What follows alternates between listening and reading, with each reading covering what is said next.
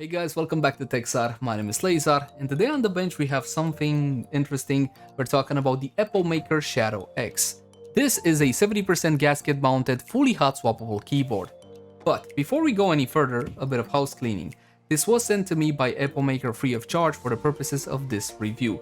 There's no money exchanging hands, there's no script, they are not getting any editorial privileges. 100% of my thoughts and opinions are 100% my own.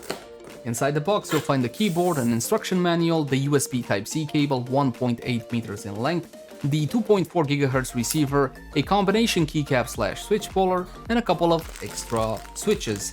Bear in mind that over on the Epomaker website they mention extra keycaps. I didn't find any extra keycaps in my package. I did find a couple of extra switches, which in my opinion is a bit more useful, just in case some of them break over time. Speaking of the Epomaker website, there are a couple of more inconsistencies, such as this one. For example, first it states it's a 70% layout, then it says it's a 75% layout, it's a 70% layout. Essentially, you do not have the F number row. It does have south-facing LEDs, so that means you shouldn't face any compatibility issues when it comes to custom keycaps. As for the metal rotary knob, this was one of my favorite parts of the keyboard, simply because it is so satisfying to use. Now, don't get me wrong, I would have preferred a volume knob for my needs, but the rotary knob, big, imposing, and with that satisfying click, definitely gets the thumb up. As for the RGB backlight, well, when you're using keycaps that don't have shine through, you can't really fully enjoy it. The RGB is done well, but it's nothing fantastic. If you want to customize the RGB, you can either do it directly on the keyboard by using FN menu enter and the arrow keys, or you can install the Epomaker driver, that is the software for the keyboard, and essentially go through that one. In essence, you don't need to install any software for the keyboard, but I would recommend use the Epomaker driver so you get easy access to all the customizability and the features of the keyboard. This one comes with a 3000 milliamp battery, and for my use, and my use is like this, I go wireless all the time and my RGB is always to max and always on. And for that kind of use, I'm getting about 2 days of use until I need to charge the keyboard. Of course, you always have the option to simply use it via the USB Type-C, which is included in the package. I had no problem removing the switches, playing around with them, and honestly, this level of customizability is expected at this point from Epomaker, and once again, it does get that thumb up, especially considering we are getting all of these features on an $85 board.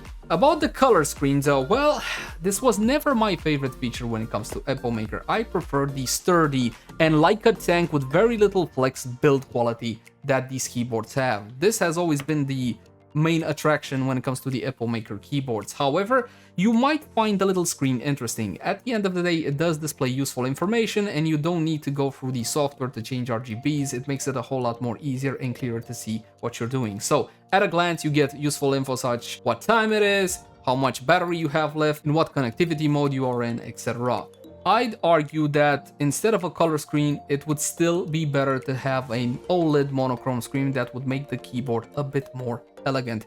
But then again, you wouldn't have Neon Cat on that one in full color. So there you go, it's a bit of a give and take. Because yes, you can download directly through the Epomaker driver all sorts of GIFs or make your own and put them on that little screen. Because hey, Neon Cat, it's cool. You can get the ShadowX in black and silver as is appropriate. You can get them in white and blue, white and green, and white and purple, which I find particularly fetching. That said though, I think it's a bit more important to talk a bit about the switches. You can get Epomaker Flamingo, Bluebird, Budgergar, yes I don't know how to pronounce that one, Epomaker Wisteria Linear switches, which is what I got, or Gateron Pro Yellow. I tested the Wisteria Linear switches, so I can't really talk about the rest of them. However, these really provided a nice experience overall. Currently up for pre-order, $10 for 30 pieces, so they're definitely not on the expensive side, and the best part about them, they come pre-looped from the factory.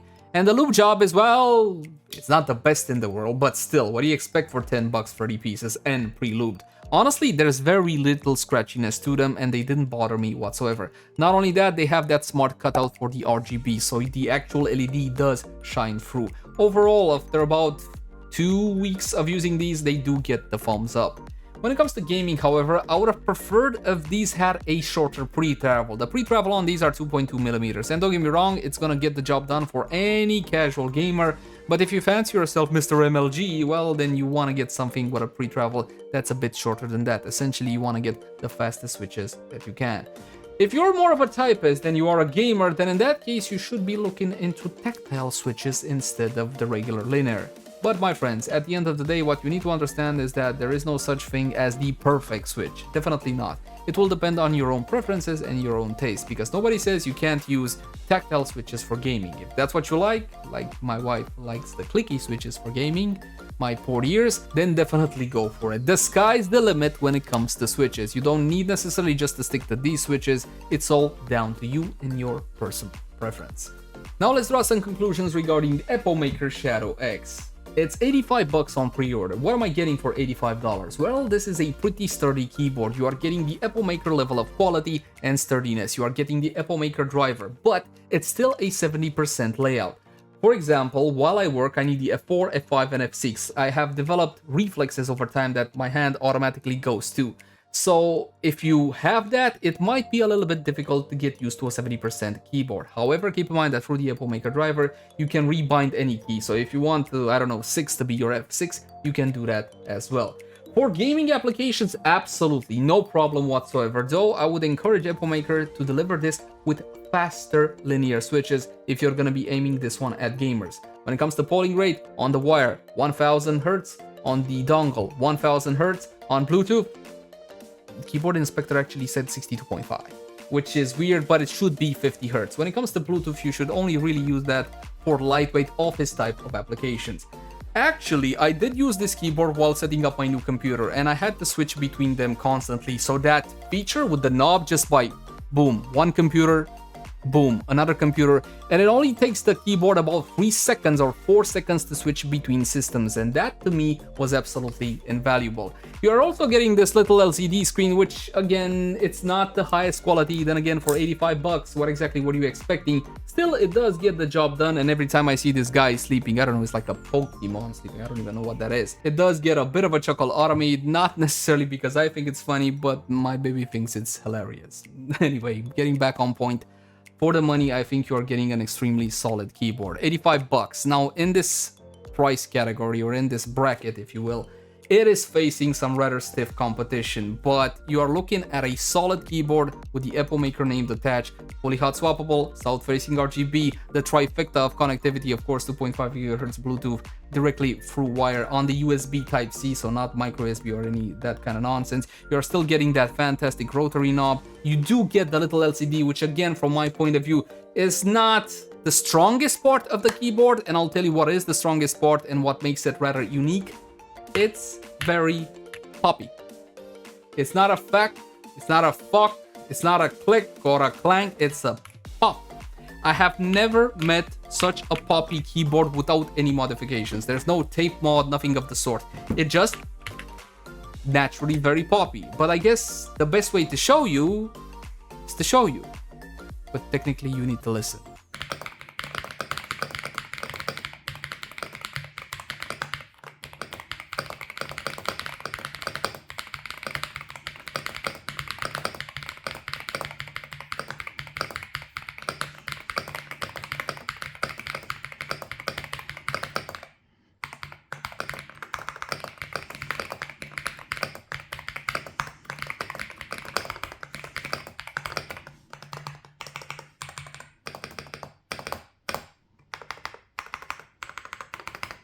Thank you guys so much for tuning in. As always, my name has been Lazar. Like, favorite, share, and subscribe only if you enjoy the content. And if you enjoy keyboard reviews such as this one, click the cards right now for even more.